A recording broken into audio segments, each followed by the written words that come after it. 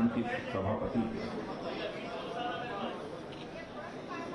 जो इस कार्यक्रम की अध्यक्षता कर रही हैं, यहाँ की महापौर श्रीमती संयुक्ता जी भाटिया और हमारे उत्तर प्रदेश के बहुत ही गतिशील व्यक्तित्व के धनी उप मुख्यमंत्री श्री दिलीप जी पाठक, पूर्व मंत्री और विधायक श्री आशुतोष जी टंडन, डॉक्टर महेंद्र सिंह जी सदस्य विधान परिषद,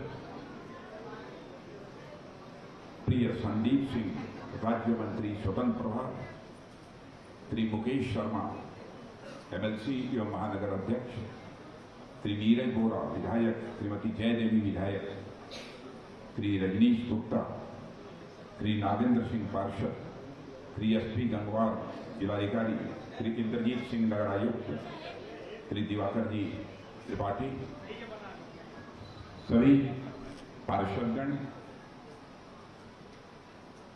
और यहाँ मौजूद मेरे और कर्मचारी यूनियन के सभी पदाधिकारी और यहाँ मौजूद मेरे सभी सम्मानित कार्यकर्ता बहनों एवं भाइयों, सबसे पहले तो मैं महापौर जी के प्रति आभार व्यक्त करना चाहता हूँ,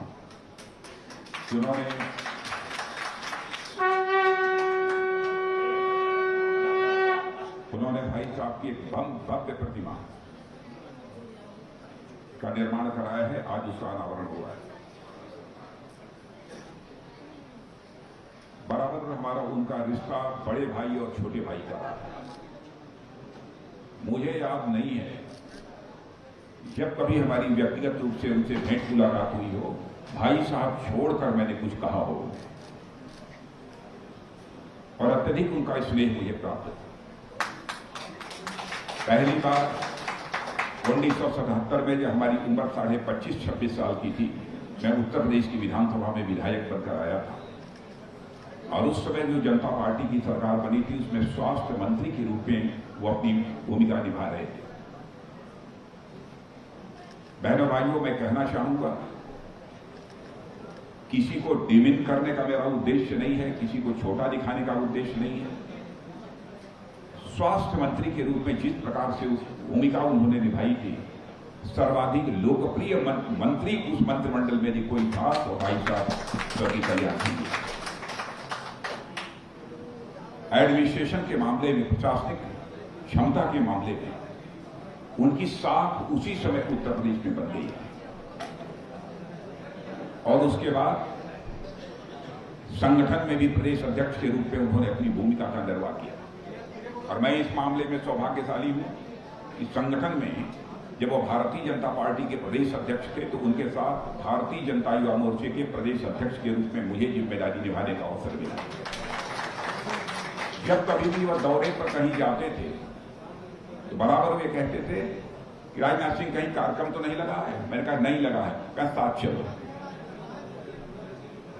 प्रायः हमारी यात्रा उनके साथ होती रहती थी जब वो प्रदेश अध्यक्ष थे। मैं वह दिन भूल नहीं सकता। एक बार हमारे लिए यहां पर रहने के लिए कोई आवास नहीं था तो भाई साहब ने कहा कि राजनाथ सिंह कहीं जाने की जरूरत नहीं है, यार ऐसा करो कि आप मेरे ही आवास पर आओ और वही आपको कमरा हम उपलब्ध करा देंगे। और मैं और जगत नारायण जी दुबे, मैं और जगत नारायण जी दुबे दोनों लोग उनके साथ रहते थे। और मुझे वह दिन भी याद है जब नकल विरोधी कानून के लिए प्रस्ताव बनाकर कैबिनेट के समक्ष में गया तो थोड़ी सी डिफरेंस ऑफ ओपिनियन थी। पहली बार वह पारित नहीं हो पाया कैबिनेट में, दूसरी बार भी पारित नहीं हो पाया तो मैं अकेले उनसे मैं मिला। मैंने कहा भाई साहब, इस प्रस्ताव को लेकर इतनी मतभिन्नता है, डिफरेंस ऑफ ओपिनियन है, लेकिन यह प्रस्ताव पारित होना चाहिए। क्षण भर की देर उन्होंने लगाई। उन्होंने कहा कि राजनाथ सिंह आश्वस्त रहो, अगली जो कैबिनेट रही है 2 बार मैंने सुन लिया है सबका, अगली जो कैबिनेट की बैठक होगी उसमें पहला आइटम जिसे मैं लोगों के समक्ष विचारार्थ रखूंगा, इसी आइटम को रखूंगा और इसे मैं अपनी CRC से पास करूंगा। और नकल विरोधी कानून कैसा कानून था, कितना प्रभावी कानून था, यानी इस देश के भविष्य को सुधारने के लिए उससे बेहतर शिक्षा के क्षेत्र के लिए और कोई दूसरा कानून नहीं हो सकता। उस समय के उत्तर प्रदेश के हालात थे, यह उन्हीं का ही आशीर्वाद था। इसके कारण नकल विरोधी कानून पारित हो पाया। शिक्षा मंत्री रहते हुए पाठ्य पुस्तकों की कंटेंट्स में यानी विषय वस्तु में जो परिवर्तन करने थे, उस दृष्टि से भी समय समय पर मैं उनसे चर्चा करता रहा और उनका पूरा आशीर्वाद मुझे प्राप्त था। इसलिए शिक्षा मंत्री रहते हुए बहुत सारे कार्य मैं कर पाया। वह प्रदेश के मुख्यमंत्री थे, लेकिन मुझे याद है कि जब कभी भी हमारी राष्ट्रीय कार्यकारिणी की अथवा राष्ट्रीय परिषद की बैठक होती थी, तो इस देश के भारतीय जनता पार्टी के इकलौते मुख्यमंत्री थे जिन्हें उस कार्यकारिणी अथवा राष्ट्रीय परिषद की बैठक में एक विशेष महत्व मिला करता था। एक बार उनका भाषण हुआ था, पहली बार एक नारा उन्होंने दिया था, गांव गरीब किसान, झुग्गी झोपड़ी का इंसान, बेरोजगार नौजवान और महिलाओं का सम्मान। और जो नारा उन्होंने दिया था उसको भारतीय जनता पार्टी ने सहज रूप से स्वीकार कर लिया। अखिल भारतीय स्तर पर भी पार्टी के अंदर उनकी साख थी, एक विश्वसनीयता थी, एक ऐसा व्यक्तित्व था। और चूंकि प्रारंभ से ही मैंने उनको देखा है, उनके सहयोगी के रूप में मैंने काम किया है, सतह से लेकर शिखर तक की जो उनकी यात्रा रही है, वो हर कार्यकर्ता के लिए निश्चित रूप से बहुत ही प्रेरक है। कानून और व्यवस्था के मोर्चे पर जिस तरीके से उन्होंने कामयाबी हासिल की थी, उसकी केवल उत्तर प्रदेश में ही नहीं बल्कि हिंदुस्तान के दूसरे राज्यों में भी चर्चा होती है। ऐसा उनका विलक्षण व्यक्तित्व था। और उत्तर प्रदेश की जनता इस सच्चाई को स्वीकार करेगी, या तो आदरणीय कल्याण सिंह जी के शासनकाल में उत्तर प्रदेश की कानून और व्यवस्था चुस्त दुरुस्त थी, या तो आज योगी आदित्यनाथ जी के नेतृत्व में जो सरकार काम कर रही है, उत्तर प्रदेश की कानून और व्यवस्था पूरी तरह से चुस्त दुरुस्त है। आप यह कहेंगे कि क्यों आप ऐसा मानते हैं कि बहुत यहां की कानून और व्यवस्था चुस्त दुरुस्त है? आपको इसका अंदाज नहीं होगा। उस समय भी जब आदरणीय कल्याण सिंह जी थे, तो सारे देश भर में जिस तरीके से उन्होंने शासन की जिम्मेदारी संभाली थी और कानून व्यवस्था के हालात को बेहतर बनाया था, उसकी चर्चा हिंदुस्तान के दूसरे राज्यों में भी होती थी। और आज भी योगी आदित्यनाथ जी ने जिस तरीके से कानून और व्यवस्था के हालात को यहां सुधारा है, उत्तर प्रदेश ही नहीं बल्कि हिंदुस्तान के दूसरे राज्यों में इसकी चर्चा होगी। राम जन्मभूमि के निर्माण में उनकी क्या भूमिका रही है, मैं समझता हूं कि उत्तर प्रदेश ही नहीं बल्कि हिंदुस्तान का जो भी जागरूक नागरिक है, उसे बताने की आवश्यकता नहीं है। मुझे याद है वह 5 नंबर कालिदास मार्ग में रहते थे और बगल में ही 4 नंबर कालिदास मार्ग उन्होंने मुझे दिलवाया।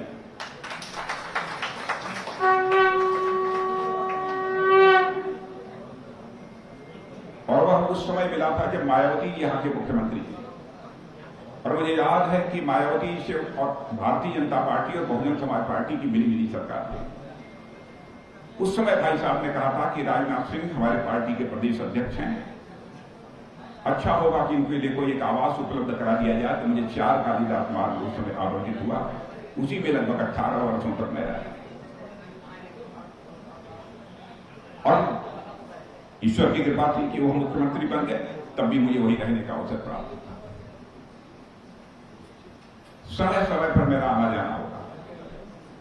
जब ढांचा वहां गिर गया तो मैं सीधे 4 नंबर से निकलकर 5 नंबर कालिदास मार्ग में पहुंच गया। भाई साहब बैठे थे, लुंगी पहने हुए और एक पूरी बाकी एक बनियान पहनते थे, यहां पहने हुए बैठे थे। और आप सभी लोग जानते हैं कि पान सुपारी के भी वो ज्यादा शौकीन थे। अब पान सुपारी भी मैंने खाना सीखा तो उन्हीं से मैंने पान सुपारी खाई।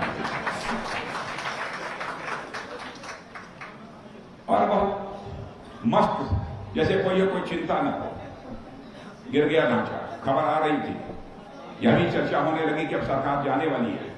उन्होंने कहा राजनाथ सिंह, अयोध्या की धरती पर भव्य राम मंदिर निर्माण के लिए मुझे 1 क्या ऐसी 100 सरकारों को ठोकर मारना पड़े तो मैं ठोकर मारने को तैयार हूं।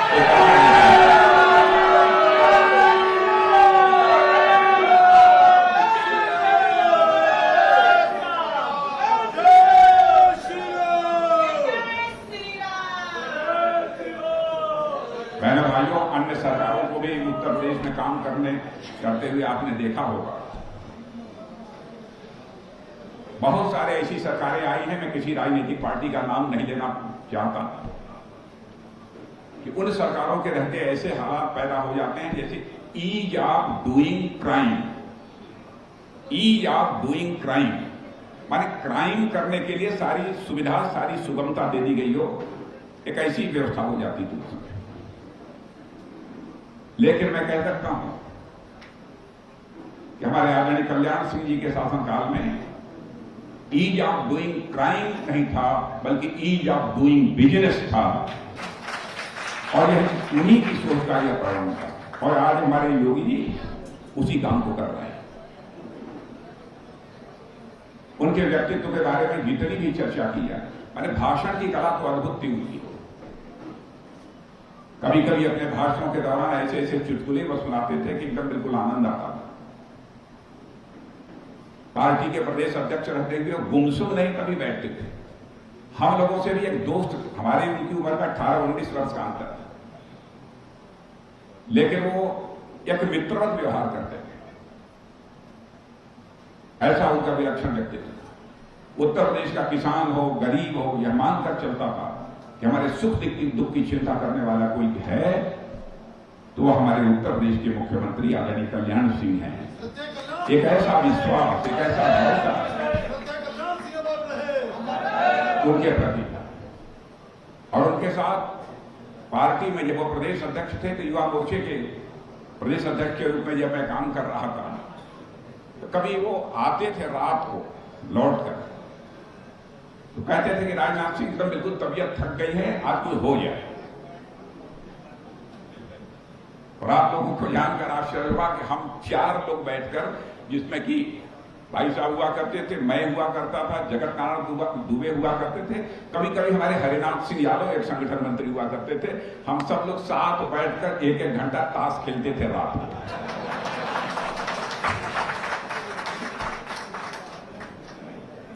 माने कभी भी यह महसूस ही किसी कार्यकर्ता को नहीं होने दिया उन्होंने कि वह प्रदेश अध्यक्ष हैं, इतने बड़े पॉलिटिकल स्टारवर्ड हैं, यह कभी महसूस ही नहीं होने दिया। लेकिन बहुत सारे लोग पैसे का ताश खेलते हैं, हम लोग पैसे वाला ताश नहीं खेलते। और खेलते खेलते कई बार जो है बहुत ही गंभीर विषयों पर भी चर्चा हो जाया करती थी। कोई पत्ता उन्होंने मारा तो कोई बात ऐसी पॉलिटिकल बोल दी, तो हम लोग भी यह कोशिश करते थे कि भाई साहब ने यह बोला है तो हम भी कोई ऐसा पत्ता मारेंगे जिस पर के कोई दूसरी महत्वपूर्ण बात बोल दिया करते थे। तो आपको आश्चर्य होगा, वह कहते थे, अरे राजनाथ तुमने तो बाजी मार लिया। मैंने इस तरीके से हंसी खुशी का सौहार्दपूर्ण यह माहौल का उत्सव। अब बहनों भाइयों, मैं कह सकता हूं उनके प्रदेश अध्यक्ष रहते हुए ही भारतीय जनता पार्टी को उत्तर प्रदेश में हाइट मिली है, ऊंचाई मिली है उनके अध्यक्ष रहते। और तब से पार्टी निरंतर आगे बढ़ रही है, आज बताने की आवश्यकता नहीं है। और राम जन्मभूमि के प्रश्न को लेकर उनका जो योगदान रहा है उसकी चर्चा आज भी, आप साउथ में चली जाइए, दक्षिण भारत में, वहां पर भी लोग करते हैं। अब उनकी स्मृतियों को लेकर चाहे जितनी भी चर्चा की जाए वो बहुत कम है, लेकिन बहुत ही यह श्रेष्ठ कार्य किया है यहां के नगर निगम ने। इसलिए श्रीमती संयुक्ता भाटिया जी और उनकी पूरी टीम को मैं सचमुच धन्यवाद देना चाहता हूं, आभार व्यक्त करना चाहता हूं। उनकी एक भव्य प्रतिमा यहां पर बनी है और मैं चाहूंगा कि जब भी उनका जन्म दिवस हो अथवा जब उनका देहावसान हुआ है, बराबर विधिवत इस पर माल्यार्पण की व्यवस्था भी सदैव आगे तक होती रहेगी, ऐसा मेरा पूरा विश्वास। इन्हीं शब्दों के साथ मैं भाई साहब की स्मृति को नमन करते हुए अपना निवेदन यही समाप्त करता हूं।